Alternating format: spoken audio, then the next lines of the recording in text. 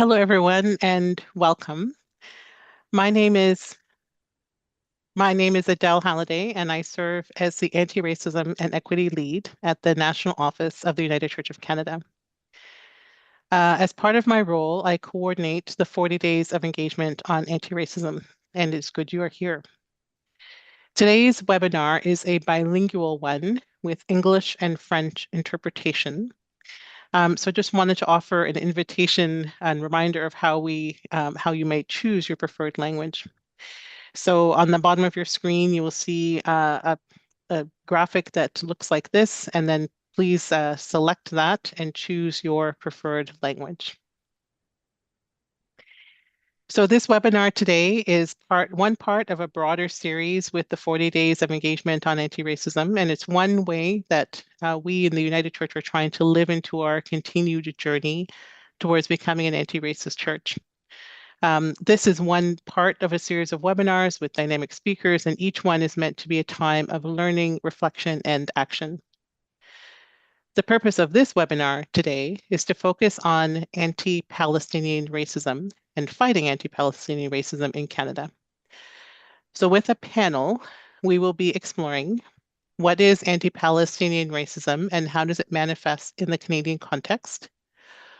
What are some of the impacts of anti-Palestinian racism on individuals and in the broader community? And how might we respond as individuals and churches? So before we move to the panel, I just wanted to highlight some additional English language resources that are available. One is that this week there are a few written reflections that talk about different aspects of anti-Palestinian racism. There's also a book that we are suggesting that is recommended, The Wall Between What Jews and Palestinians Do Not Want to Know About One Another.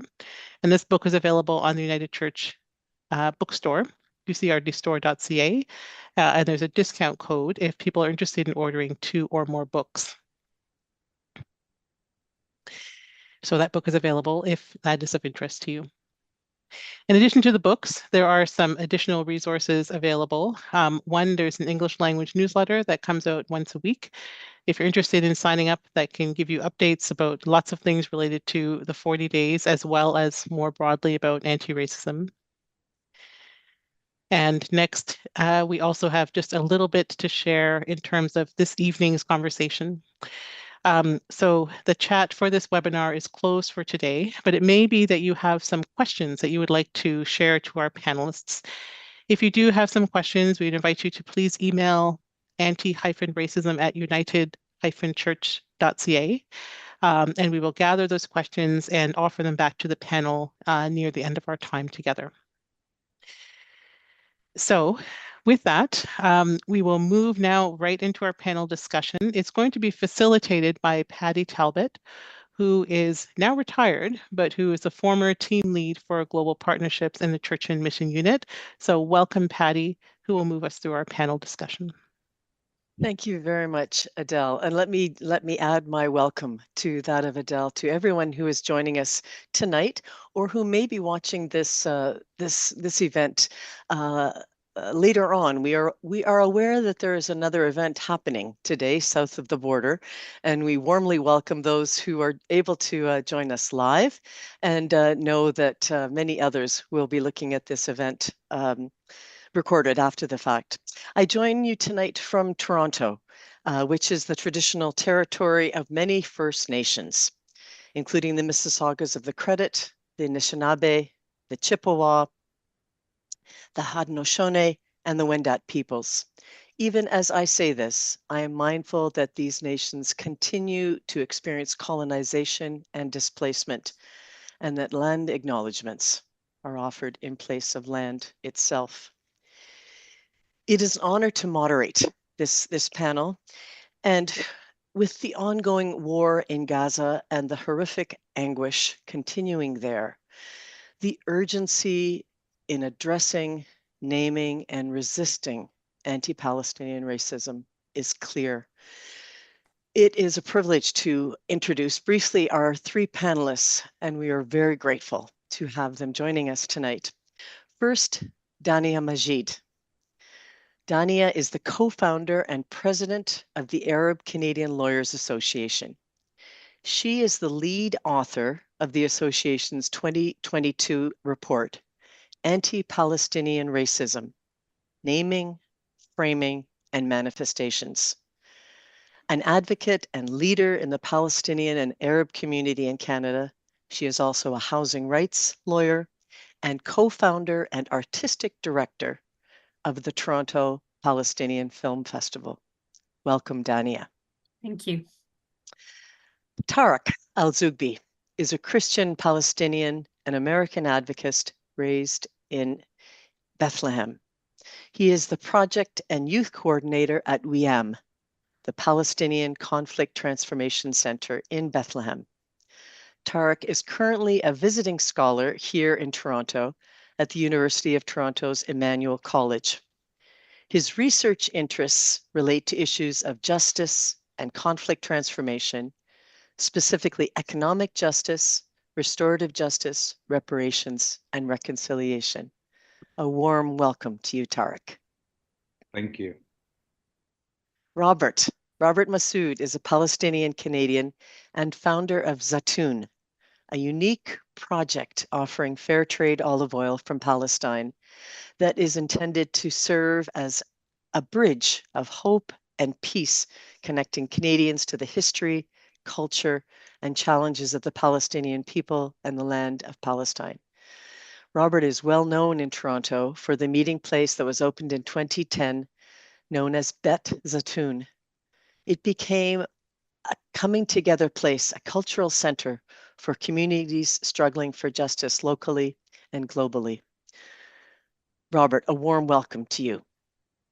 Thank you. Happy to be with you.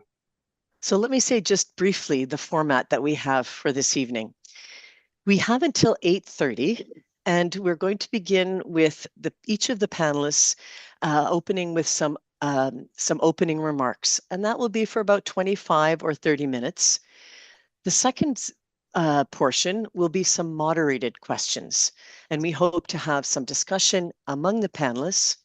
And then we'll move into a time of, and we look forward to receiving these questions from those who are participating in this webinar. And we hope to have 10 to 15 minutes for that opportunity as well. And then we will wrap up with the webinar closing at 8:30. So we have about an hour and a half or a little bit less to go. So with that, let's begin with the first portion of our evening. And I'm going to invite Dania to start. The 2022 ACLA, the association report, offers a description of the anti-Palestinian racism framework. Can you start us off with outlining what that framework names and the impact that the framing has had since the report was published? Thank you. I thank you for the invitation to speak with you this evening and to talk to you about anti-Palestinian racism. The critical starting point for any discussion on anti-Palestinian racism is the ongoing Nakba of 76 years, 57 years of occupation, 17 years of the siege on Gaza, crimes of apartheid, and a live stream plausible genocide in Gaza that's been going on for over a year. That has been repeatedly described by UN officials as apocalyptic, as Palestinians are being exterminated through bombardment, starvation, and disease. Anti-Palestinian racism is primarily employed to uphold Israel's settler colonialism of Palestinian land and accompanying oppression against Palestinians, and to provide cover for its unprecedented atrocities by dehumanizing Palestinians and creating the chilling effect and quashing any support for Palestinians or criticisms of Israeli state violations of international law and norms.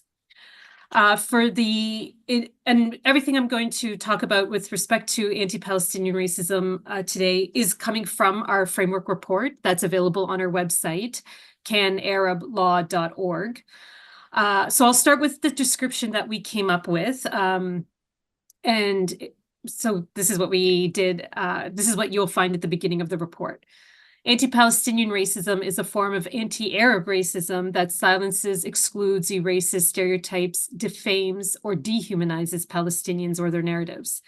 Anti-Palestinian racism takes various forms, including denying the Nakba and justifying violence against Palestinians, failing to acknowledge Palestinians as an indigenous people with a collective identity, belonging, and rights in relation to occupied and historic Palestine, erasing the human rights and equal dignity and worth of Palestinians, excluding or pressuring others to exclude Palestinian perspectives, Palestinians and their allies, defaming Palestinians and their allies with slander such as being inherently anti-Semitic, a terrorist threat, or sympathizer or opposed to democratic values.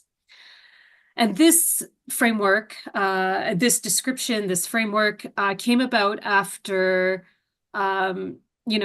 extensive consultation with both Palestinians and allies, from activists to scholars and lawyers, and those located in Canada, US, Europe, and Palestine. Because we knew this was work that we really needed input from the community. This was reflecting the community's experience. And it was very important for us, even before starting this work, that we had, a sense that this was something that the community and our allies was looking for. So in terms of, for us, anti-Palestinian racism, it was important for us to call it and identify it as a distinct form of racism, especially because of the many forms it takes, as I just described, and how it is really directed towards Palestinians and non-Palestinians who openly support Palestinian rights or are critical of Israel's treatment of Palestinians. And the reason why we decided to embark on this work is because we have seen anti-Palestinian racism play out in government, media, academia, the arts, and the private sector. And when much of our work is very much focused on the institutional and systemic forms of anti-Palestinian racism, as opposed to, what you'll see between individuals on social media, trolls, and that sort of thing. We really want to focus on the institutional element of it, because it is what is having the most broadest and most harmful impact on Palestinians. And this racism has created a chilling effect on Palestinians and the allied community, and it's work that we have been, working hard towards in all our collective spaces, all of us as panelists, to break down that chilling effect, and making sure that it doesn't set in to silence our communities. And, what we heard as the Arab Canadian Lawyers Association and my work with my other hats is that we regularly heard that community members did not know how to describe their experiences of anti-Palestinian racism. And they also felt very ashamed or internalized this racism, which, took up very much as an individual and collective toll. They carried shame and guilt every time, if they were ever afraid to speak out on Palestine, or if they felt really paranoid to get involved in any Palestinian-related work. But they didn't understand why. They just internalized it and thought they were being weak. So it was important for us in naming this form of racism to address this burden this racial trauma that we've been carrying.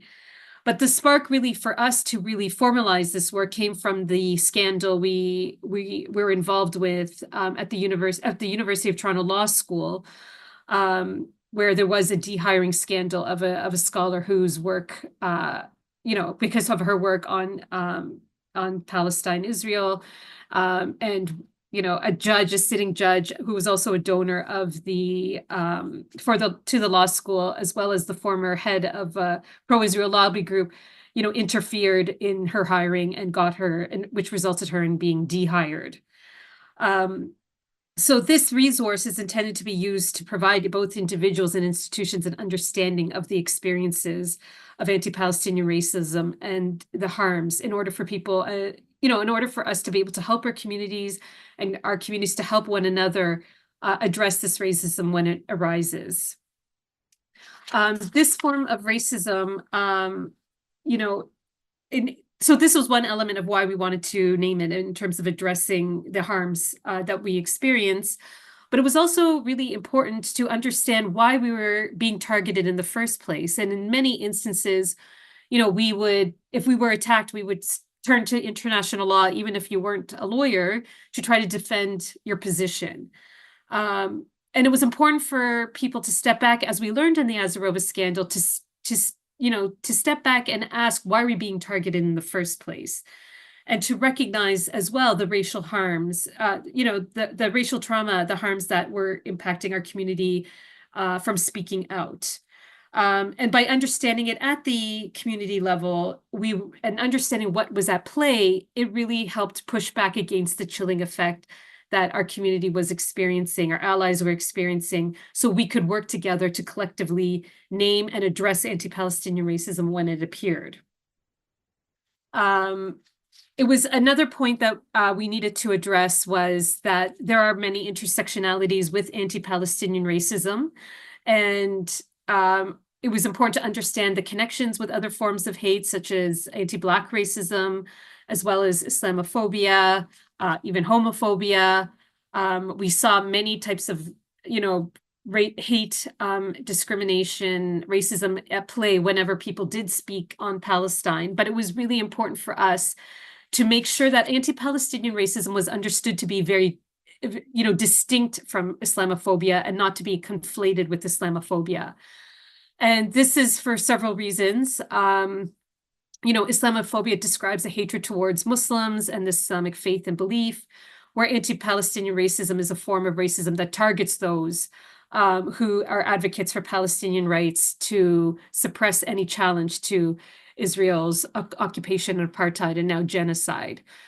Also, by conflating Palestinians with Islamophobia or anti-Palestinian Islamophobia, it erases the diversity of the Palestinian identity, who comprise of many faiths, including Muslims, Christians, Jews, Jewish people, Druze, and other smaller faiths. So it's important that we recognize that diversity of our identity. And third, we also saw by naming it or trying to slide it under Islamophobia, all the resources went to addressing Islamophobia and not actually addressing the roots of anti-Palestinian racism.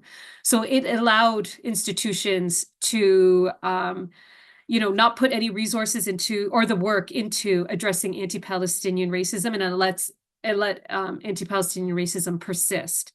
And lastly, and most importantly, it suggests, by making the conflation, it suggests that the violence of in Palestine and Israel is a religious conflict.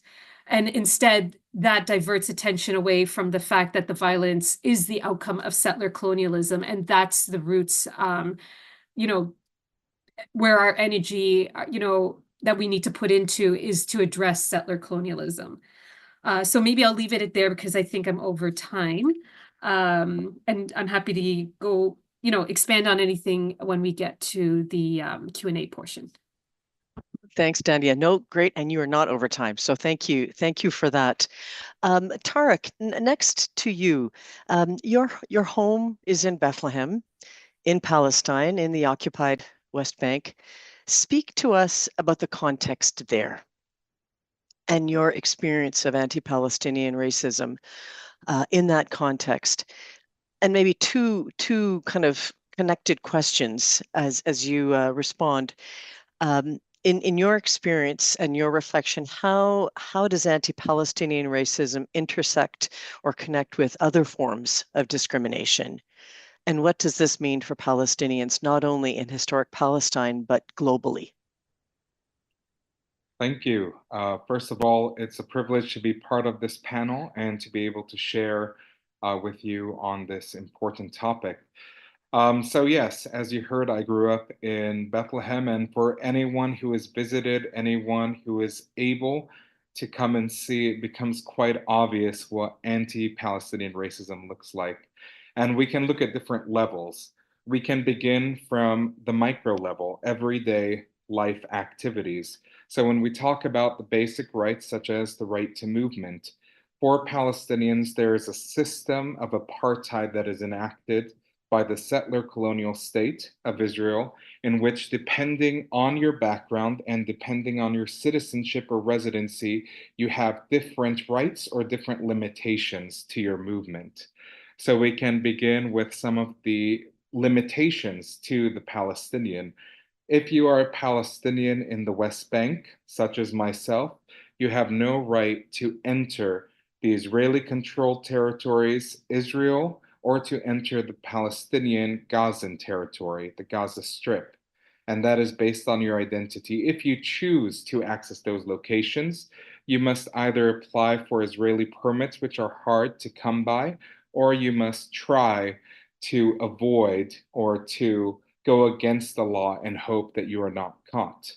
In contrast, we have the Israeli entity, especially when we're talking about the Israeli military, which is given de facto power and rule to be in all locations when it chooses to, and is able to traverse the same borders that they themselves run. And so, moving a little about movement internationally. For a Palestinian to leave the West Bank, depending on their citizenship, depending on their residency, and the reason I keep stressing residency is because there's a group of Palestinians living in Jerusalem who don't have the right to citizenship. They are neither Israeli citizens nor Palestinian citizens before the law, and I'll be able to speak about them a little bit. But for us to be able to travel internationally, we either have to apply for a permit that gives us the right to travel about 30 miles from Bethlehem to get to the Tel Aviv airport, the Ben Gurion airport, to take our flight, or we have to go to the borders starting with Jericho, crossing the many checkpoints, the many barriers to get there, and then relying on the Israeli exit permit, which we hope to attain, to be able to enter into Jordan and travel from the Amman airport there. This, of course, is very different for all other groups in the area. If you are an Israeli citizen, you are able to access Ben Gurion Airport without any problems. And if you're an international, you're oftentimes able to traverse and travel through both entities without any additional steps taken or restrictions placed on you, unless they are placed by the Israeli state, by the Israeli government.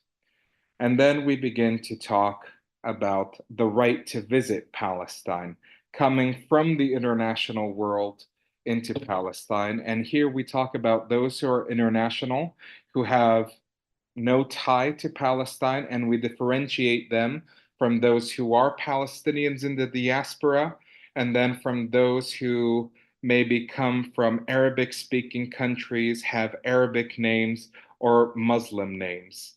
And that is because for any Jewish person who wishes to come and live in the state of Israel, they're given the right to come, to move, to receive citizenship, and are given supports along the way. The complete opposite is true for the Palestinian, who is oftentimes denied the ability to even go and visit and return to enter their historic land, their homeland, and denied at the borders. And that also includes not just the Palestinians in the diaspora, but those who, by the Israeli states, are considered close associates of the Palestinians. And that can be those who advocate for justice in Palestine, but it can also be for those who are simply Muslim or Arab, regardless of where they stand on this issue and on justice in Palestine, Israel. We continue and we begin now to look at some of the economic factors. So before continuing, it's important to state that even though I live in the West Bank and I technically fall under the Palestinian Authority, at a notice with security, which does not need to be disclosed for security purposes, it becomes de facto under Israeli military control. And so what we have is a state that is established in these territories that has another state whose power, whose control, and whose authority supersedes the Palestinian state. And that is important to remember. In terms of economics, we see the same living costs, we see the same cost of goods, but we see a very different economic system to advantage those who are Jewish Israeli or international versus those who are Palestinian. And this can be seen in the permit system, in which Palestinians are able to traverse the borders for a better income at the cost of paying a monthly fee to maintain that permit, but also being paid less than the average Jewish Israeli or the average international, especially international from the Western world, working within the Israeli state or the Israeli-controlled territories. We can also talk about the right to family unification. For any Jewish Israeli citizen, they have the right to family unification, can marry a spouse, and oftentimes receive their citizenship in about a year, sometimes less than a year. Where for the Palestinian living in the Palestinian-controlled territories, including the West Bank, they have to apply for family unification, oftentimes simply to be denied or to hear no response, such as in my family's case, where we have 4 people who have been married to Palestinians for over 5 years now, who have had their rights of family unification denied, and the right to live together be contingent upon the receiving of Israeli tourist visas for the international spouse. And that includes the ones that the Israeli state has formally targeted. It doesn't include newlyweds or those who have yet to run into conflict with the law, such as myself and my wife. To speak a little bit about the intersection, all of these foundations, all of these racist practices are founded in oftentimes settler colonialism, in supremacy, and are expressed in the denial of rights, and are expressed in the denial of humanity, oftentimes using dehumanizing rhetoric. And this is something that we can clearly see, especially as the genocide continues. The genocide can be seen also as some of the most extreme expressions of this racist ideology. We see as it continues to unfold, oftentimes the Western world, especially the governments of the Western world, employing rhetoric that safeguards and protects the right of Israelis to self-defense without even acknowledging the Palestinian people, or beginning to speak or question about whether the Palestinian people should have the right to self-defense. We also see the continuous erasure of the Palestinian identity. When we talk about the Palestinians locally, we talk about the civil administration of the Israeli state for the West Bank, which under the Israeli state is called the Civil Administration of Judea and Samaria, because the recognition of the West Bank or of the Palestinians cannot be. It cannot exist within this system of apartheid. And similarly, when we talk about the Israelis who are Palestinians, so Palestinians with Israeli citizenship, we oftentimes hear within the Israeli media and the international media them referred to as Arab Israelis, once again erasing that Palestinian identity. And then another commonality that we see with many types of oppression and racism is when the person who is marginalized or oppressed, whether the individual or the group, when they begin to speak out, is we see their voice is angry, their voice is violent. They are oftentimes scapegoated for their own injustices and suffering, and we see their narrative oftentimes mangled, changed, securitized, and oftentimes absent from the mainstream media. And I think this just gives you a little bit of a glimpse of what Dania was talking about and of some of the different ways that Palestinians experience anti-Palestinian racism in Palestine. Thank you, Tarek, and we'll want to speak more about that as we continue in our discussion. Robert, next to you, your context is Canada.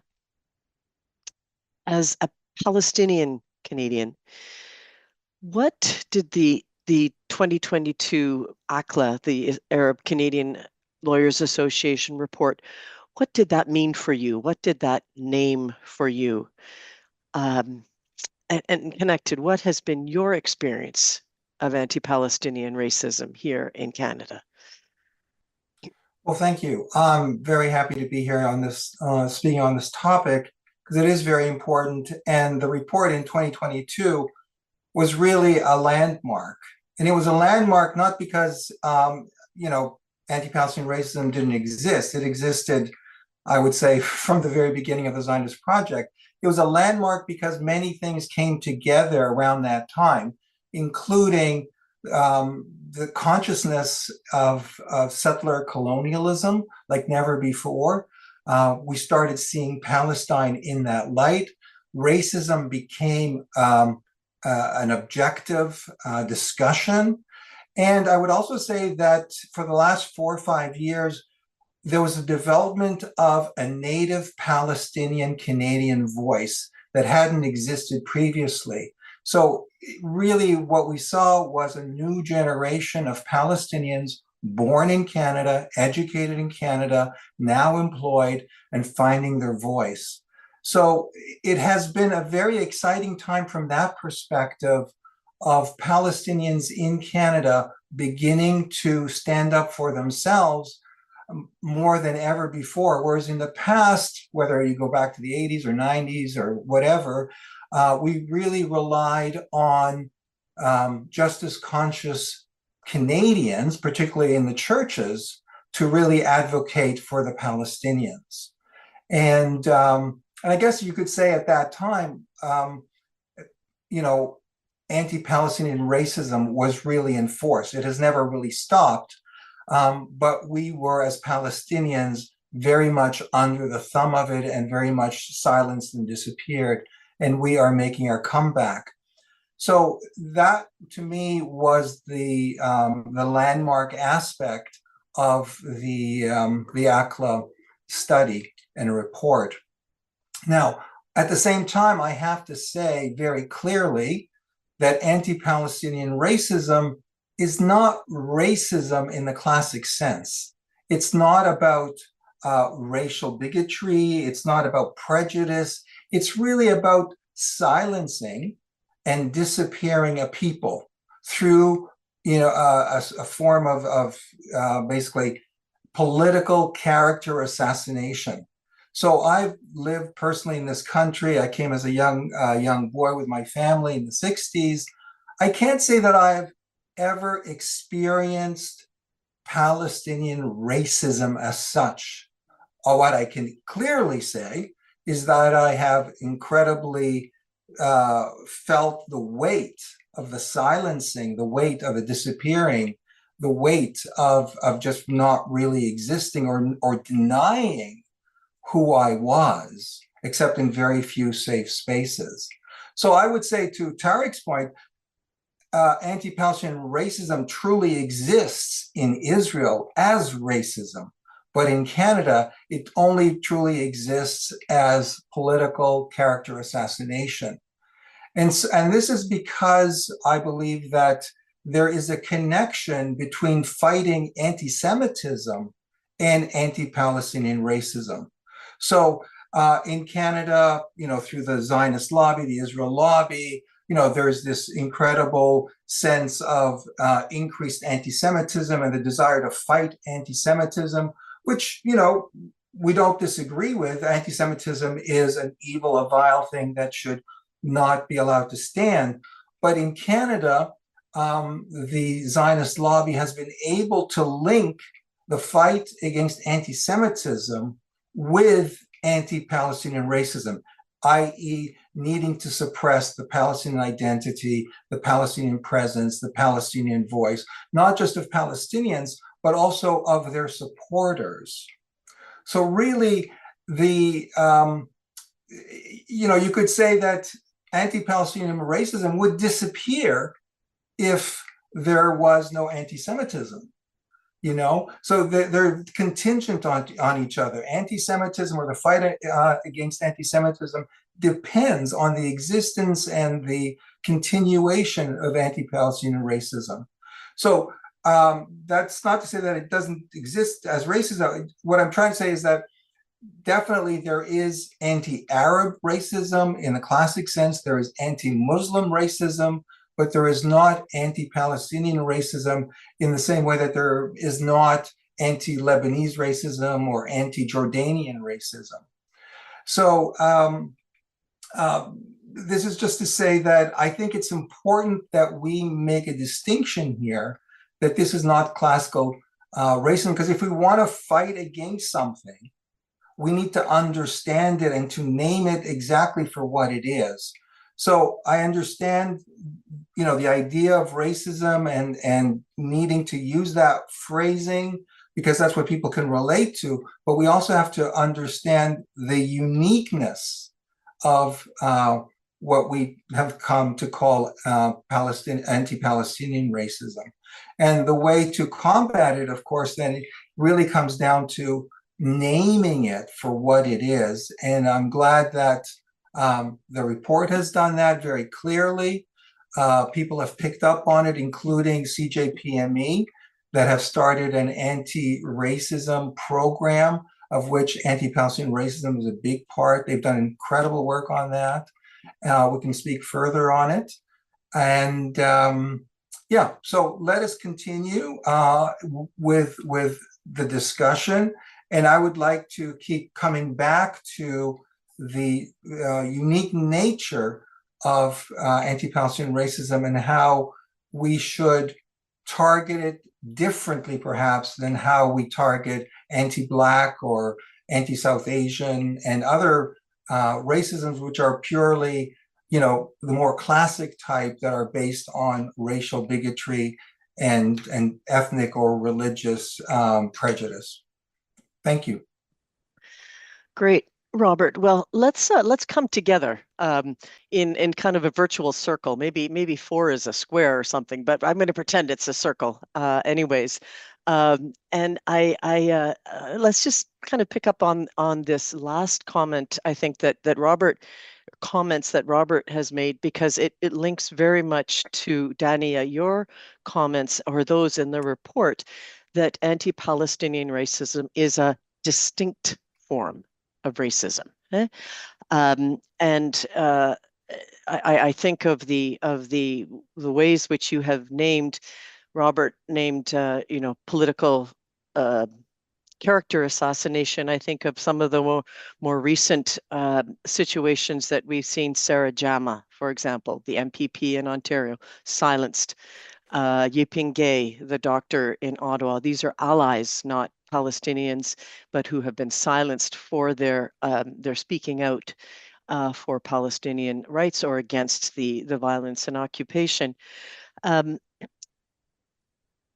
Let's move into a bit more of a conversation, but Dania, I'm going to invite you to address this question first, and then I think we're doing well time-wise, and so we can open up to Tarek and Robert as well. But let me put this to you. When racialized and Indigenous people speak out about the oppression they experience, there is often a kind of an automatic or systemic effort to dismiss or silence, to demonize, even dehumanize those people and those testimonies. Would you say that is true in the context of anti-Palestinian racism? Can you point to ways in which anti-Palestinian racism is dismissed or diminished or denied? And what's behind this kind of reaction in the Canadian context? Yeah, so first of all, I just I want to thank my co-panelists for their remarks. I definitely want to highlight, you know, what Tarek did say and sort of how he described the, you know, the apartheid and occupation of Palestine, because these are inherently racist structures. And this is why we use the term of anti-Palestinian racism. The racism that's experienced there is flowing into Canada.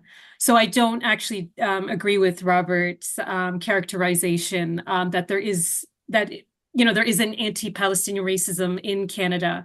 Our work with the community, the stories that we are being told, is very much, you know, forms of racism. They, you know, people are being targeted as Palestinians,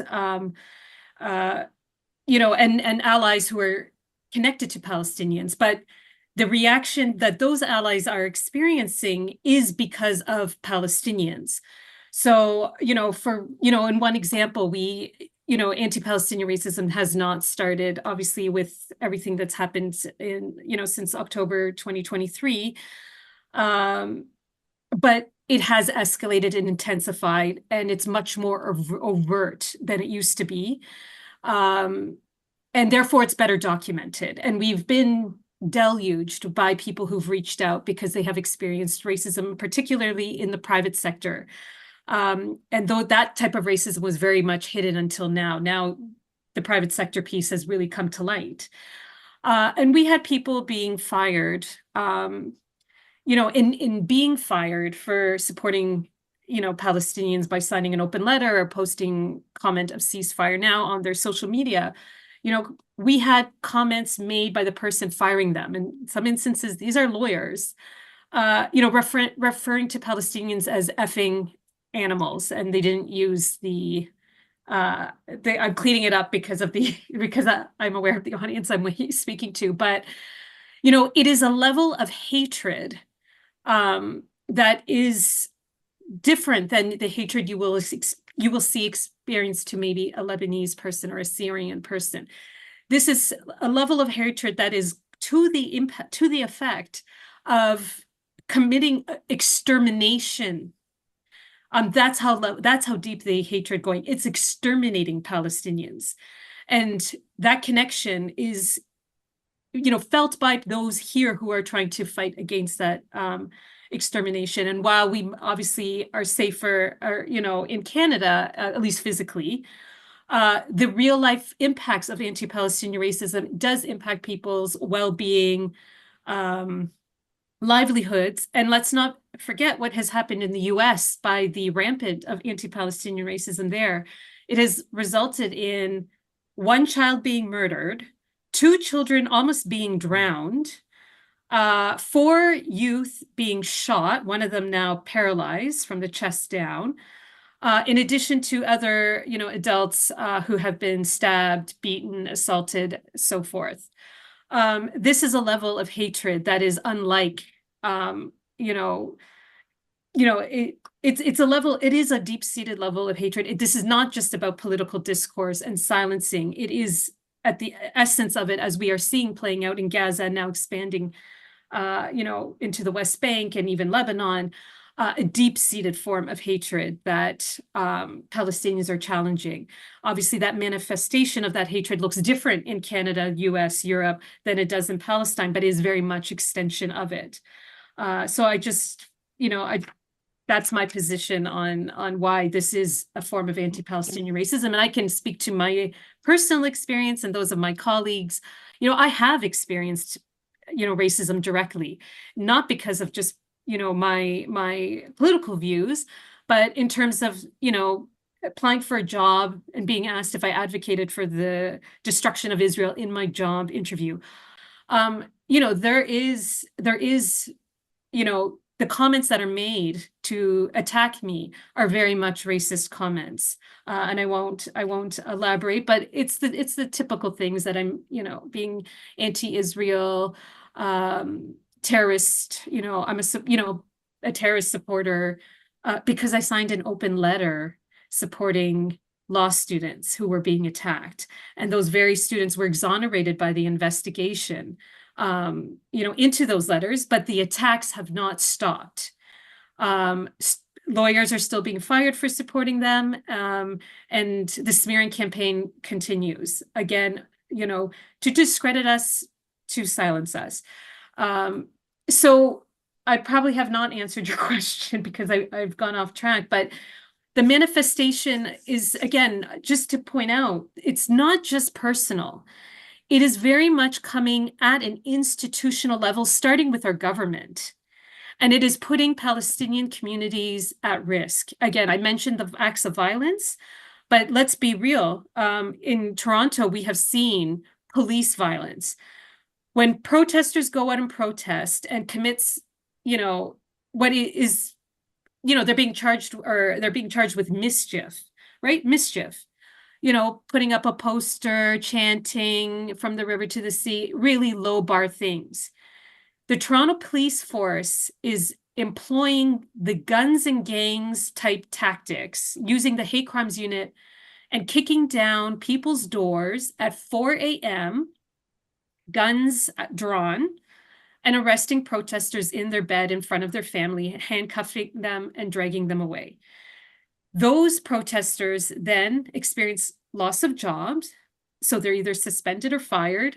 We've heard of people losing their apartments because the police have kicked down their doors and the landlord isn't happy about that, or the roommates don't feel safe about, so people have become homeless as a result of it. There are real life impacts of how this is playing out. And it's coming from the Ministry of the Attorney General that has a committee, that sort of a hate crimes committee that is going after these protesters. The Toronto Police Force has this designated hate crimes unit that is targeting protesters. We saw this story in Ottawa of the Palestinian woman who herself was attacked, and the Crown prosecutors threatened to charge her for chanting from the river to the sea. It's saying that she was making a genocidal, she was inciting genocide, even though she was there to protest the genocide of her own family and friends in Gaza as a Palestinian who has, and it's collectively, we have the responsibility to speak out against genocide and push our governments to prevent and stop a genocide. And when they don't, it's our responsibility to speak out. And when we speak out, we are being criminalized. And this is something that's dangerous. Then we have government policies and statements that labeled Palestinians and those who participate in protest as Hamas supporters.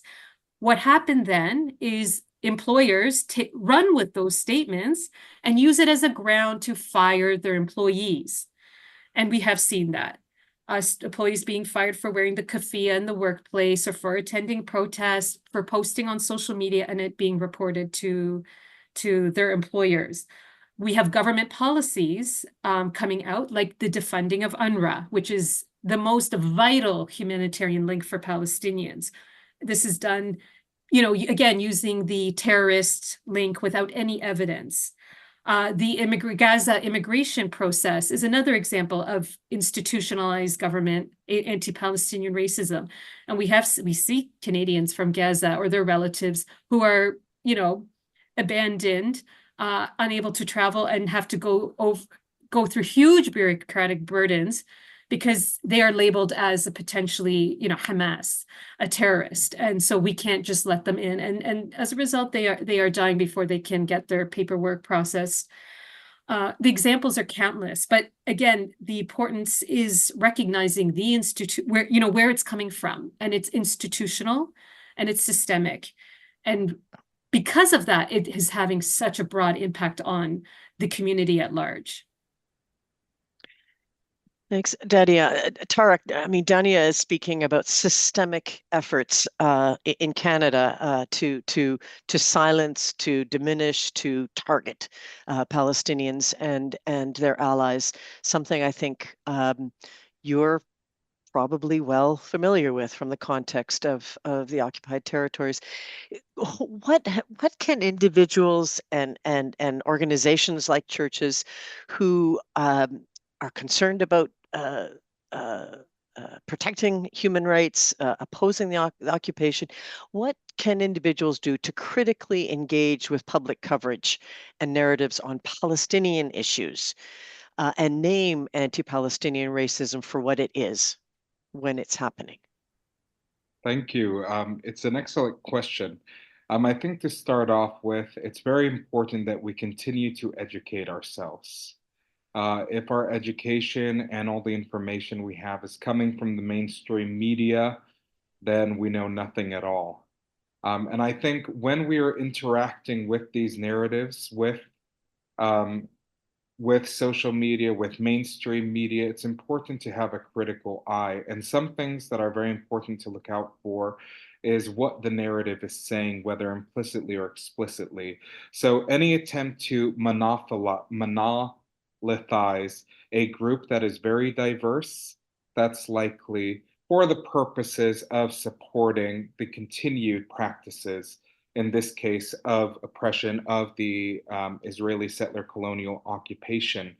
And within that, we see this coming up over and over again. When we talk about this war, quote unquote, we oftentimes hear headlines such as Israel and the Hamas war. We hear Israel and the Iran-backed Hamas war.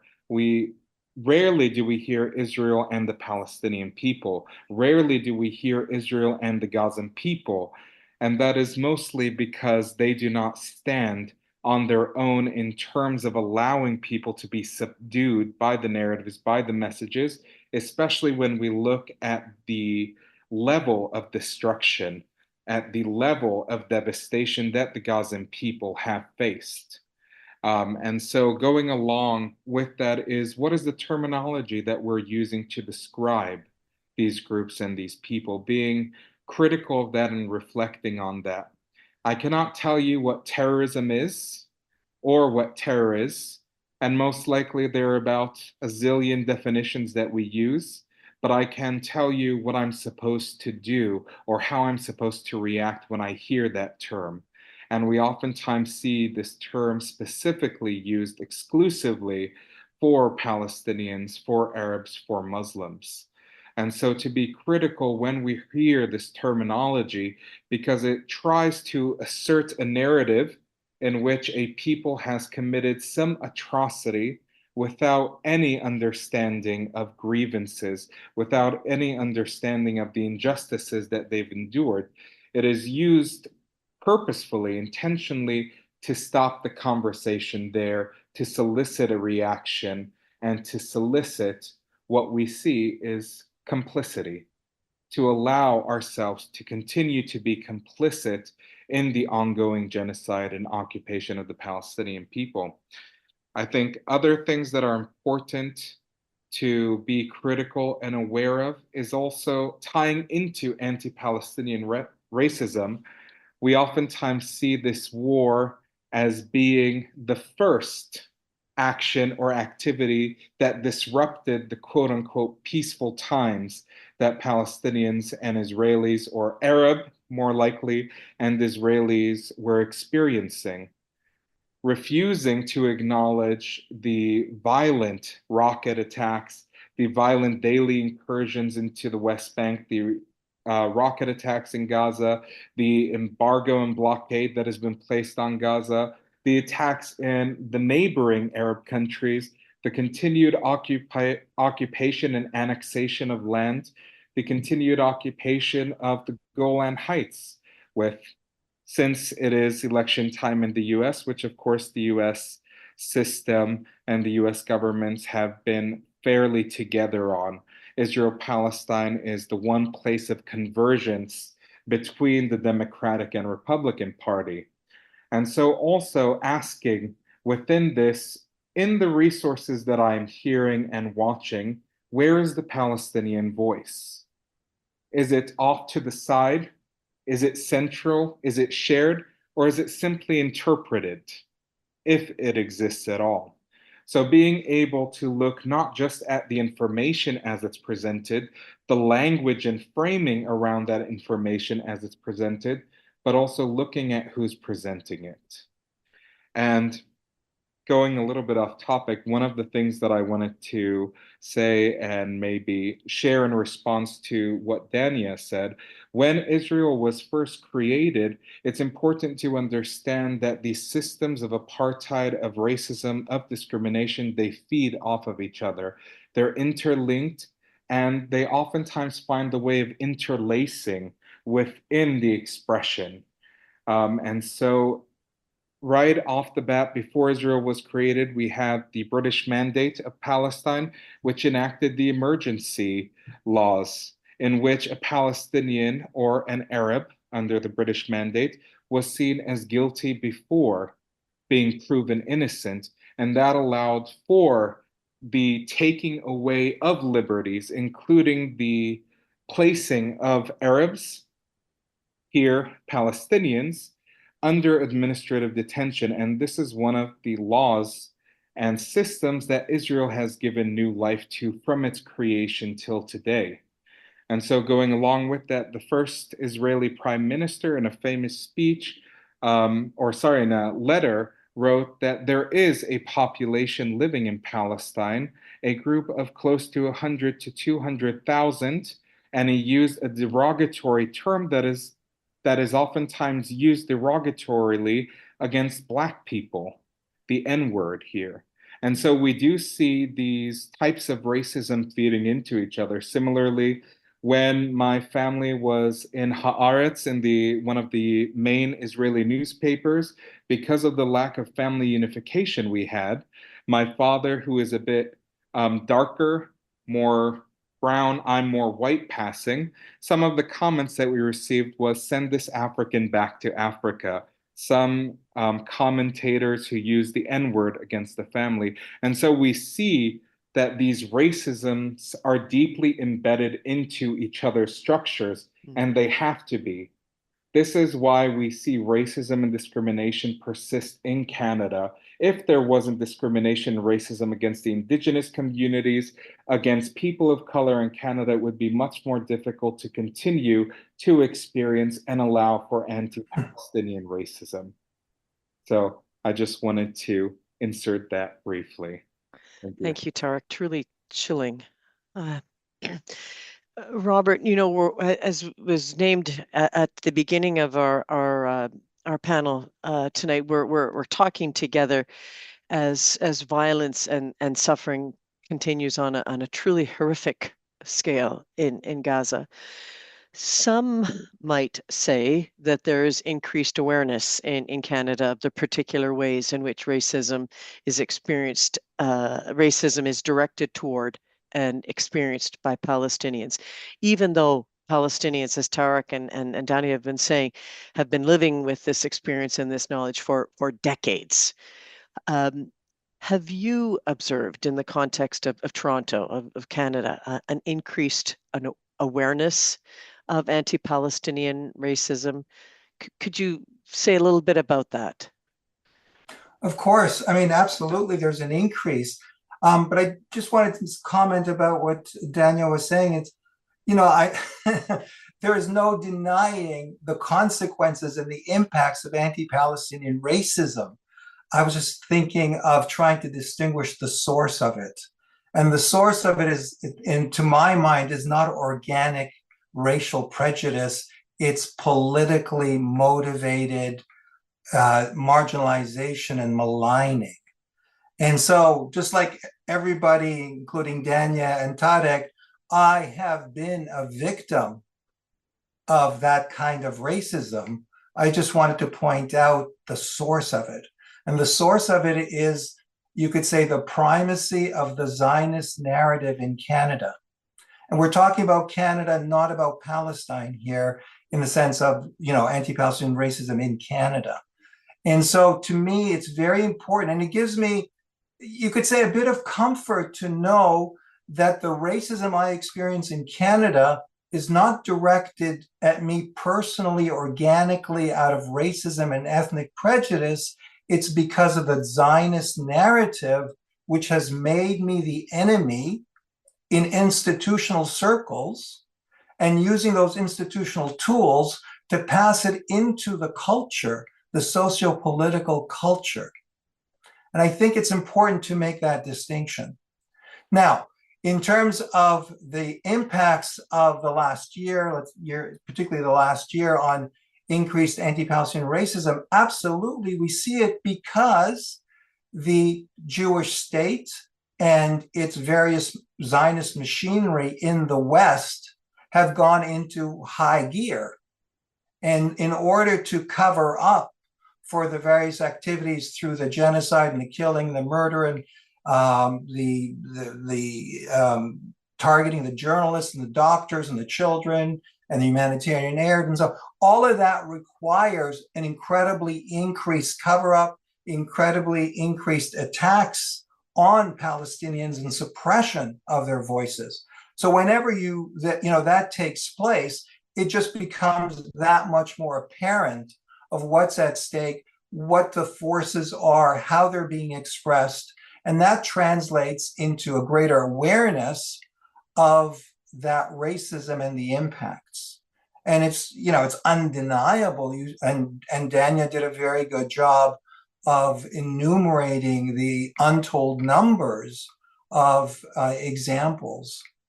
So you could say, you know, increased racism or impacts is directly proportional to the crimes that are being committed.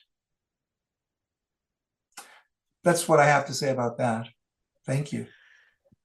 Let's see if there's any questions that have come from the other participants, the audience that gathered here. You'll be reminded that the email is anti-racism@united-church.ca. Adele, can we bring you in to see if there have been questions coming to you that might be raised now?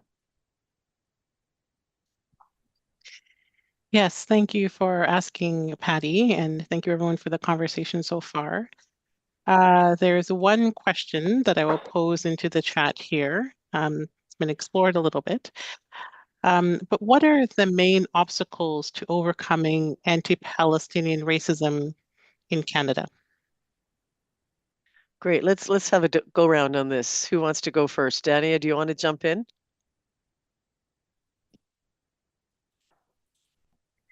Yeah, I mean, I guess it really depends in many instances the context we are talking about.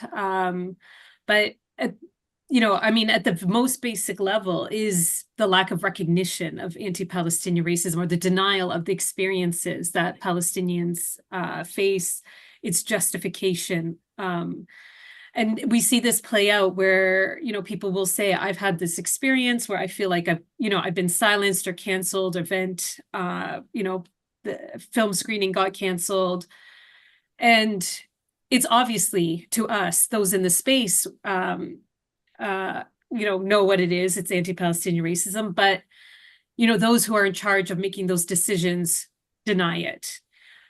So we need, at the institutional level, as we have learned from other communities and how we've tackled other forms of racism in our institutions, we need them to recognize anti-Palestinian racism. It impacts, if you just take the poll numbers in Canada, the majority of Canadians, have some type of support for Palestinians, depending on how the question is phrased. But the majority of Canadians, think what's happening in Palestine is wrong. If the majority of the Canadians spoke out, then, that means the majority of Canadians are also have the potential of experiencing anti-Palestinian racism. It is not something that happens to a few of us. It happens to us collectively. And then it will impact other communities. And there was something that came out today, for example, that took my interest. And a mayor of a particular city posted a photo of someone who caused a lot of disruption in Brampton last night, an instigator. And he called him out, put his picture up, and just called him as he is. And said, criticized him for, incitement of violence, which had led to some interfaith protests at a place of worship. Now, this exact same person has been coming to Palestinian events for decades, saying racist things against us. And we have called it out to institutions and to the mayors and to say this person is a problem. He's been charged, he's been taken to court over his comments. He's done the fake apology under defamation claims and so on, so forth. But he was never called out when he was attacking Palestinians. And now he's leapfrogged into attacking another community. Had we addressed this, this person, this problematic person, and recognized the anti-Palestinian racism that this person has been spewing against us for so long, then maybe he wouldn't have targeted or, been as emboldened to target another community. And this is the thing that, the fact that people are denying, that's how anti-Palestinian racism, it's denying there are even experiences in anti-Palestinian racism and by not recognizing it, we are left to, fend for ourselves. And what I hear from the community is they do not feel safe and they do not expect their institutions to keep them safe. So, we are hearing, distrust of the cops, even in situations where there is a potential security threat. The community does not want to work with policing or invite policing in. They instead are setting up their own marshalling system to protect themselves because they see the police as a threat, and they are not wrong. Because there's been anti-Palestinian racism expressed by the medical community, many times it plays out in Twitter openly, where doctors are saying exceptionally racist things about Palestinians. We have heard from the community, people are now afraid to seek medical care because they have lost faith that the doctor they might be seeing would give them proper treatment because they are Palestinian. And so they're now seeking other doctors who might be, of a faith or background that they feel like will not express hatred towards them. So this lack of institutions recognizing anti-Palestinian racism as the first step is really causing, our communities to be vulnerable. But, that being said, because the communities now have the framework, the ACLA framework, they have been doing an excellent job pushing back and demanding that, their institutions and the government recognize anti-Palestinian racism. And we have seen, as a first step, the Toronto District School Board recognize anti-Palestinian racism. That does not mean they have stopped behaving in a way that is anti-Palestinian, that expresses or perpetuates anti-Palestinian racism. But there's a pathway to now address anti-Palestinian racism when it arises at the school board.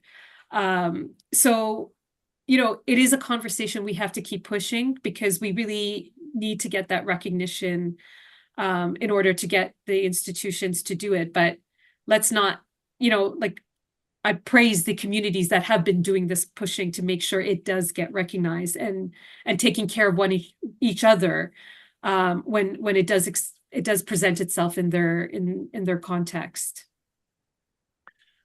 If Robert, yeah, Patti, please go ahead. Yeah, if I could add something. So in terms of obstacles, one of the obstacles to overcoming it is basically Canadian societies and Canadian institutions' willingness for decades and decades to privilege the Jewish community's welfare and concerns over practically everything else, and in particular, the Palestinian presence, the Palestinian identity, the Palestinian aspirations, Palestinian participation. And so if we're talking about overcoming anti-Palestinian racism, we have to confront as a society, as individuals, as a church, as congregations, as a hierarchy, that we have had a long history of privileging Jewish concerns at the expense of Palestinian community. And that's the cause. We can talk about anti-Palestinian racism, but we need to find and search for the cause of it.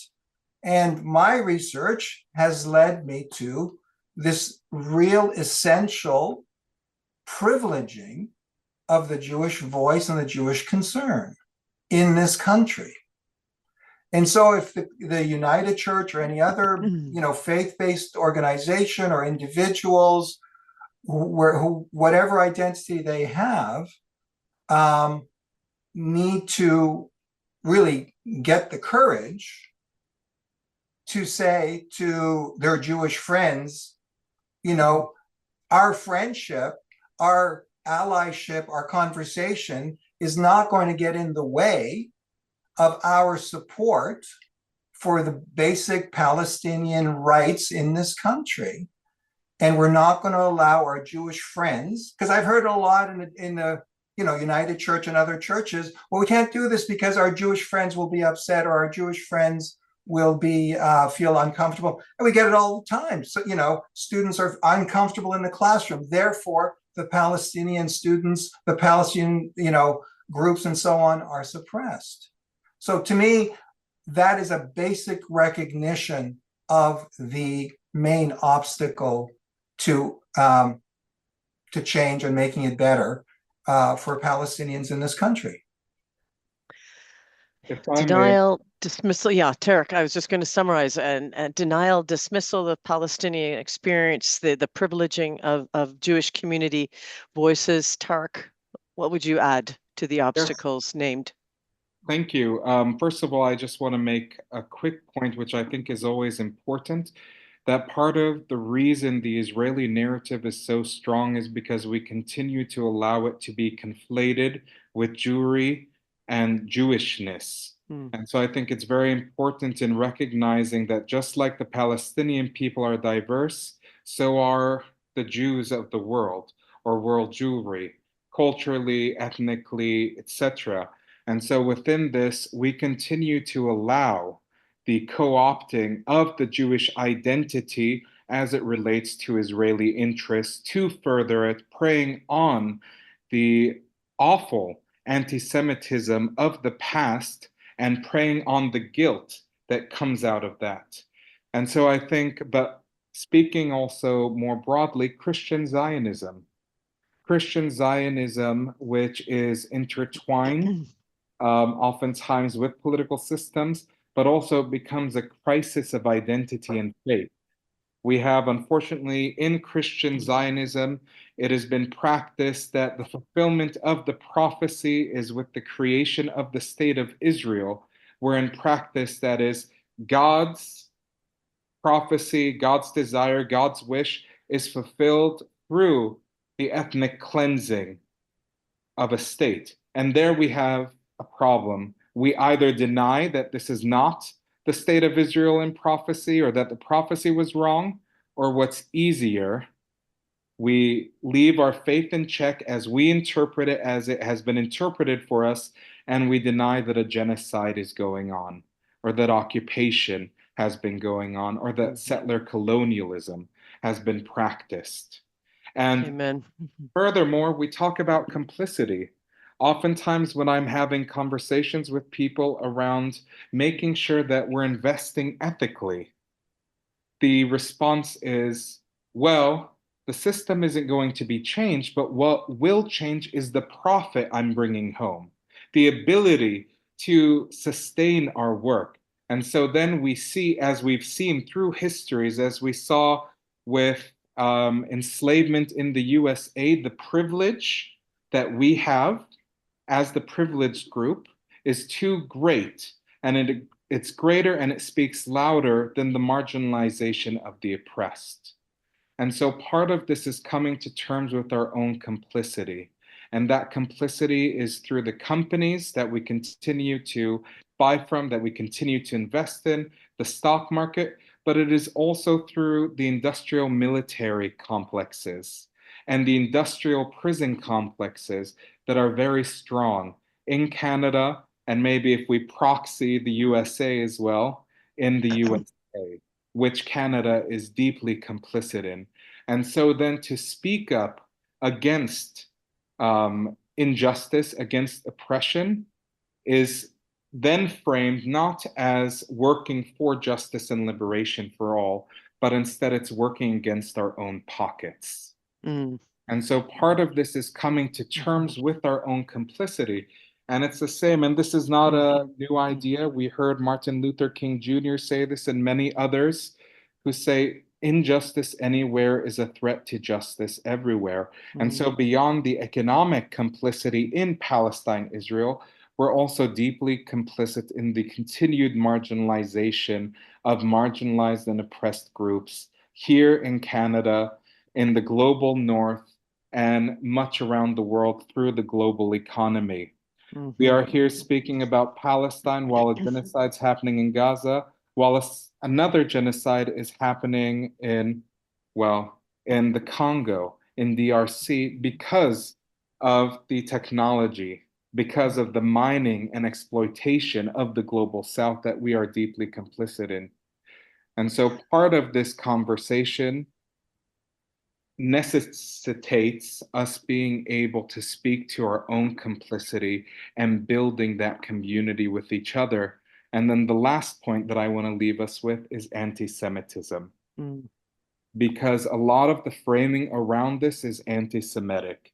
It is anti-Semitic to believe that Jews can only be safe in a Jewish state. And that is something that we hear a lot of in the US. We also hear that in the Canadian government. It is equally anti-Semitic to believe that a Jewish state can only exist as a genocidal settler colonial entity. And so part of this is also being able to challenge those two notions and being able to say, hey, we've got it wrong here. Let's talk about this. Let's be critical, and let's work to end all injustices, understanding that they're all interconnected. And since, we all live and share the same earth and its resources, as the sea rises, all boats rise, and we're rising to very high and dangerous levels. Amen, Tarek. Thank you. I've been sent one other question, and I want to work it in because it was one that was sent to us, and there's a bit of a preamble, but I think it's an important one to share. The person who sent it said, "Thank you to each one of the panelists." Robert mentioned CJPME, Canadians for Justice and Peace in the Middle East, and their anti-Palestinian racism work. I have participated each week in their media accountability project and can say that at least 50% of the media items I have responded to in the past 14 months contain an element of anti-Palestinian racism. The Arab Canadian Lawyers Association report has been so helpful in helping me frame my responses. Dania, are there other ways we might use the APR report and its content in both Palestinian solidarity work and in anti-racism work? Yeah, I mean, the report was designed to be accessible. So we wanted high school students to use it, parents of students in public school, university, students at university, people in their workplaces. It was really designed or written with that in mind, that it was a tool. We unfortunately do not have the resources to kind of swoop in and address APR wherever it presents itself in Canada or abroad. But we really wanted to use the report to empower people wherever they happen to be in, to be able to take this framework and either proactively, have their, anti-racism policies or their anti-harassment policies also acknowledge anti-Palestinian racism. So we've seen it. So I can give you examples of where we've been seeing it used or where the discussions have been happening, but it's been in unions. Because APR is a worker's right, is a worker's issues. We have seen employers, telling workers what they can't do outside of work hours, and what they can't post on their social media. This is such an overreach that most employees do not know that exists. So we have seen unions talking about acknowledging anti-Palestinian racism and making sure that their workers are protected, and it could be, recognized or addressed in collective agreements to make sure that workers are not censored and their freedom of expression is protected. Again, I've mentioned the school boards. We have seen several school boards in Ontario recognize anti-Palestinian racism in their anti-racism policies.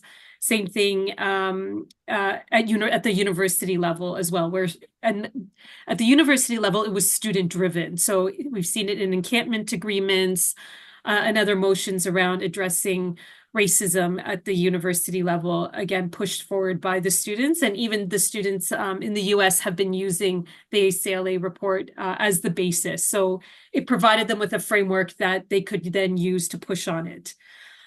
We have seen in the arts space, same thing, with the cancellation of film screenings, censorship of artists who have done work that expresses some form of expression on Palestine.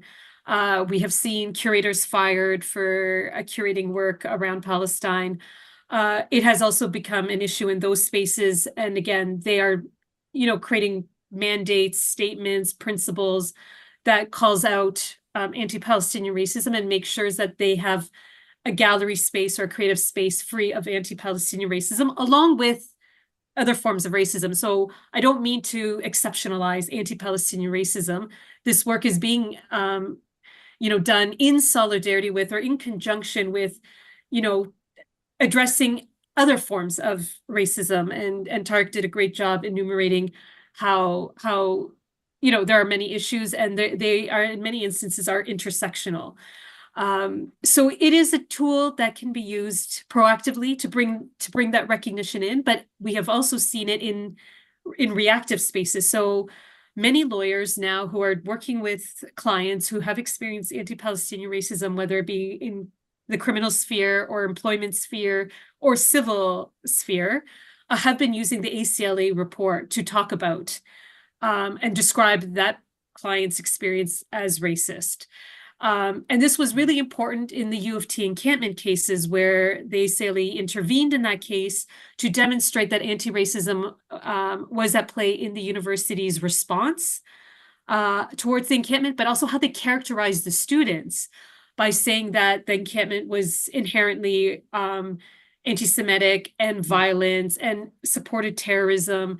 And in the way they, try to blame the students for everything related to Palestine in the entire city, or at least the downtown portion of the city. And what was really valuable, even though we did not like the outcome of that decision, but the judge in that case did recognize, importantly, that anti-Palestinian racism was in fact something the students experienced, and exonerated them and their work and their organizing as exonerated as not being anti-Semitic or violent. The same thing happened in the investigation at the TMU of the TMU law students who wrote an open letter that they were completely, attacked for. In the investigation that happened at the, into the letter, and the reaction by the law profession, the legal profession towards these students, anti-Palestinian racism again was recognized, and we were there as a witness to provide evidence or provide feedback to the retired judge who was overseeing it. And they looked at the report and came back to recognize what the students experienced was anti-Palestinian racism, that they weren't anti-Semitic or, inciting violence, and called the legal profession out for their behavior towards the students and recommended that anti-Palestinian racism be incorporated. So depending on the context, it is a tool. And it's a tool, it's an empowerment tool, it's an educational tool, it's it's a defensive tool. But it was written so it can be used however it is needed in a variety of places where anti-Palestinian racism may arise. This webinar tonight was the purpose was to address anti-Palestinian racism, the issue of anti-Palestinian racism and the evil that it is in Canada and globally, to not only name it and frame it, but as you have said, Dania, just now, to resist and oppose. And we want to, even in these last couple of minutes, take a moment or two to stress that people have come together, I think, from a desire not only to learn and know more, but to be better equipped to resist, oppose, and fight back. Mm-hmm.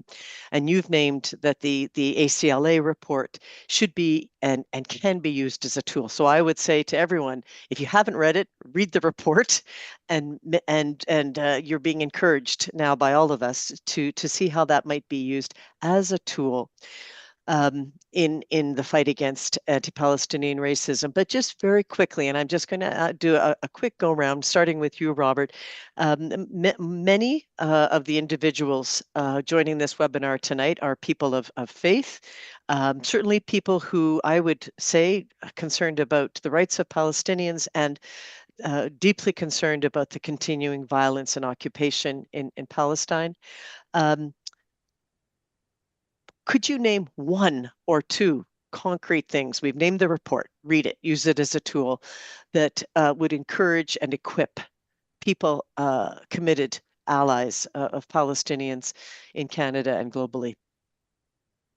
Well, I mean, certainly, as I was saying, particularly to faith groups, not privileging the biblical voice as expressed in a, philo-Semitic kind of way as the people of God, but recognizing that we're all people of God and should all have equal dignity before God and before each other. In terms of concretely, I can only really point to CJPME and two programs that they have. One was mentioned by the person who spoke question-wise, was the MAP, the Media Accountability Project, which really is incredibly powerful, incredibly impactful, has shown tremendous results. You can certainly support it with financially. That's very easy. You can become an active member, and just as with that person, contribute to letter writing and correction in face or directly to the various media outlets. The other one is the CJPME Foundation, separate from CJPME, the organization, CJPME Foundation, and their anti-racism program. Again, very powerful, that tackles head-on issues of racism, including anti-Arab, anti-Muslim, and anti-Palestinian. Those are two very concrete programs that need to be supported, that people can participate in actively, and that's the best start Great. that I can think of. Great. Thank And you. again, CJPME is Canadians for Justice and Peace in the Middle East, cjpme.org.